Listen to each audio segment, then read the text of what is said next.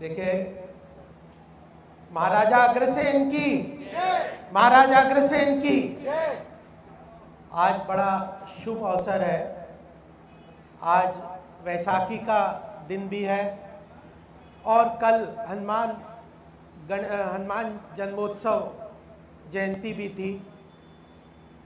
और इस कार्यक्रम में यहाँ जहांगीरपुर में जो प्रवीण जी ने बड़ी मेहनत करके यहाँ कार्यक्रम किया है, तो मैं चाहता हूँ कि एक बार प्रवीण जी का सब तालियों से बहुत बहुत अभिनंदन करें। हमारे इस संगठन के अखिल भारतीय वैश्य महासंगठन के राष्ट्रीय अध्यक्ष अंकुर जी, हमारे और नाम बता दो जो मंच पे हैं, और आज की कार्यक्रम की अध्यक्षता कर रहे हरिओम जी,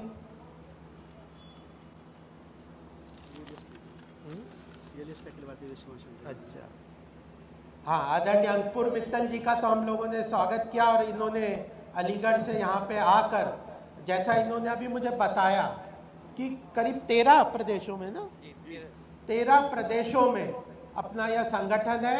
और कोई भी संगठन खड़ा करना है, हम सब देखते हैं छोटा सा व्यापार का एक दुकान चलानी है तो कितनी मेहनत करनी पड़ती है।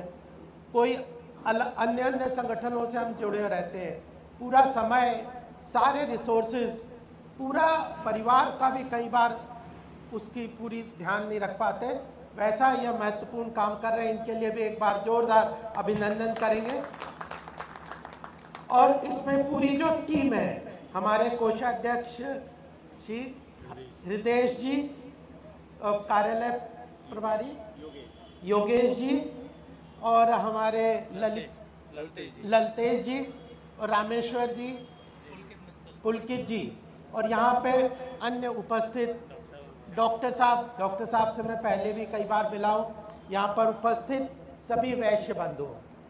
देखिए, मैं थोड़ा क्षमा भी चाहता हूँ कि आज एक बहुत बड़ा लाल किले पे कार्यक्रम है, विक्रमोत्सव।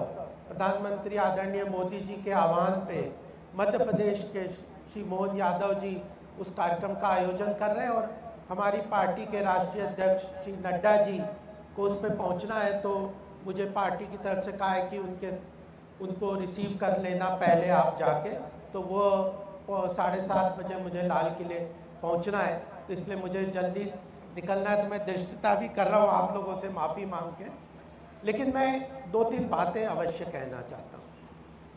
देखिए, वैश्य समाज एक समाज, जितने भी संगठन हैं, हम विचार परिवार से भी जुड़े होंगे, बहुत सारे राष्ट्रीय स्वयंसेवक संघ, भारतीय जनता पार्टी, इतने सारे लगभग 35-36 संगठन हैं संघ के भी।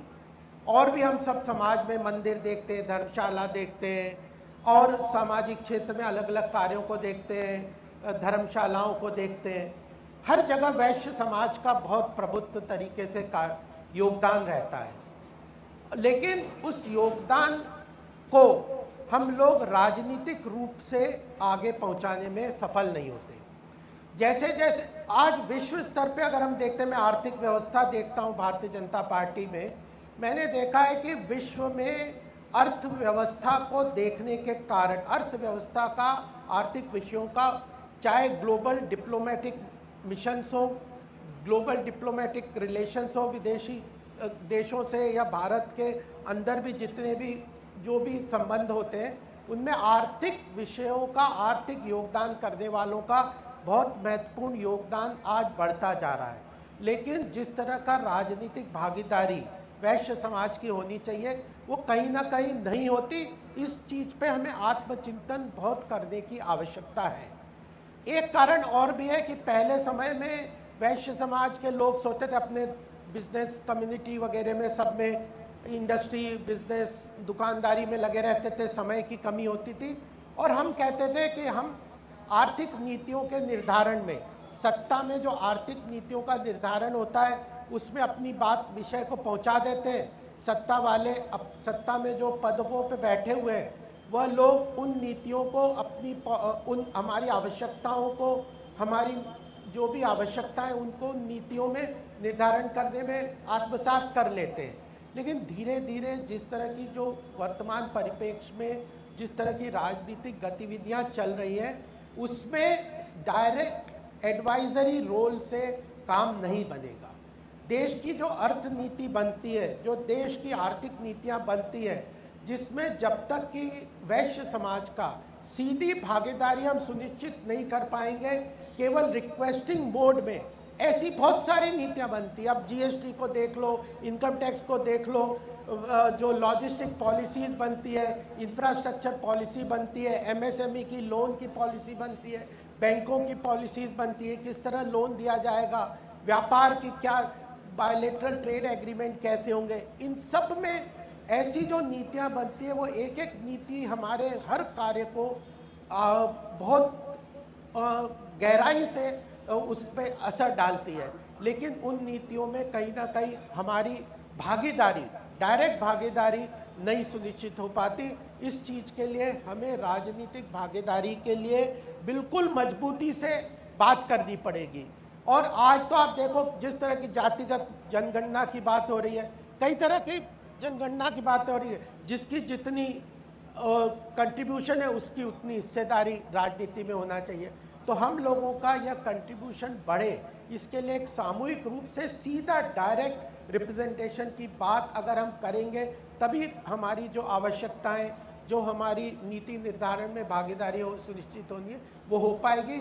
इसके लिए ऐसे संगठन जो सामाजिक क्षेत्र में तो हम लोगों ने बहुत काम किया, बहुत रिकॉग्निशन भी मिली, बहुत जगह हमें बुलाया भी जाता है, लेकिन राजनीतिक क्षेत्र में जिस तरह की डायरेक्ट भागीदारी है उसमें कमी होती है। तो मुझे एक बात लगती है जो मैं कह के अपनी बात को समाप्त करूंगा, इस चीज की आवश्यकता हम जानते हैं, इस चीज की आवश्यकता सब महसूस करते हैं, लेकिन क्यों नहीं हो रहा? उसका एक कारण है कि हम जो संगठन, जो सब लोग काम कर रहे हैं वो कहीं ना कहीं डेटा कलेक्शन अगर करें, मान लीजिए हमारे व्यापारिक प्रतिष्ठान है, यहाँ जैसे बताया कितने 400 व्यापारिक प्रतिष्ठान तो जहांगीरपुरी में है, और उन प्रतिष्ठान में 3, 4, 2, 4, किसी में 50, 25, 15 कर्मचारी काम करते हैं। हम एक यहाँ पे ये संगठन, प्रवीण जी आप यही करें कि हम यहाँ पे एक डेटा सिंपल कलेक्ट कर लें कि इन 400 प्रतिष्ठानों में, व्यापार संगठन के अध्यक्ष भी हैं, इन 400 प्रतिष्ठान में हमने कितने लोगों को एम्प्लॉय किया हुआ है, केवल ये डेटा ले लें। हम लोग बिल के नाम चाहे हटा लें, हम लोग कितना जीएसटी सरकार को कंट्रीब्यूट करते, करोड़ों करोड़ों रुपए में कंट्रीब्यूट करते होंगे, इनकम टैक्स हम लोग कितना साल में देते हैं, ये 3 डेटा हम कलेक्ट कर लें, इनकम टैक्स, जीएसटी और एम्प्लॉयमेंट जनरेशन। हम अपने लिए प्रॉफिट कमाते हैं वो सब छोड़ दीजिए, लेकिन ये 3 चीजें जो हम सीधे राष्ट्र निर्माण में बहुत महत्वपूर्ण तरीके से कंट्रीब्यूट करते हैं, अगर इन 3 डेटा को लेके अगर आज हम समझे कि अखिल भारतीय वैश्य महासंगठन यहाँ पे मान लो इसके 200-400 जितने भी सदस्य हैं, जब हम पीयूष गोयल जी को, निर्मला जी को, या इंडस्ट्री मिनिस्टर को, मनसुख मांडविया जी को, इन जब लोगों को हम केवल ये कहेंगे, अपनी डिमांड तो लेके जाएंगे, लेकिन साथ में कहेंगे कि हम सरकार के लिए, देश की आर्थिक विकास के लिए इतना सीधा डायरेक्ट कंट्रीब्यूशन करते हैं जो देश के विकास के लिए बहुत महत्वपूर्ण है, तो हमारी बात को कोई टाल नहीं सकता, हमारी बात को उन्हें मानना पड़ेगा। और साथ में सीधा राजनीतिक भागीदारी अगर हम सुनिश्चित मांगेंगे तो मुझे लगता है कि आज सभी जातिगत समीकरणों के आधार पर निर्णय होते हैं, उन सब का भी निर्णय अवश्य होगा। देश के हित में तो हम काम करेंगे, देश के विकास के लिए हम काम करेंगे, लेकिन वो तब काम अच्छा हो सकता है जब हम आर्थिक रूप से अपने आप को भी संपन्न करेंगे और अपने जो कंट्रीब्यूशंस को सामने उजागर करके लाएंगे। तो मुझे लगता है आज जिन लोगों को भी इस जिम्मेदारी यहाँ पे दी गई है अपने इस संगठन की, इस क्षेत्र की, उन लोगों का भी मैं बहुत अभिनंदन भी करना चाहता हूँ, उनको बधाई भी देना चाहता हूँ। अपने पत्रकार बंधुओं का भी बहुत अभिनंदन है, क्योंकि वह कोई भी कार्य होता है या कोई भी मैसेज होता है उन्हीं के माध्यम से समाज में हर वर्ग में जाता है, उनका महत्वपूर्ण योगदान है, उनका भी बहुत बहुत अभिनंदन। और आप सबका बहुत बहुत अभिनंदन, बहुत बहुत शुभकामनाएं जो मुझे यहाँ बुला के सम्मान दिया और मेरे को अपनी बात रखने का मौका दिया।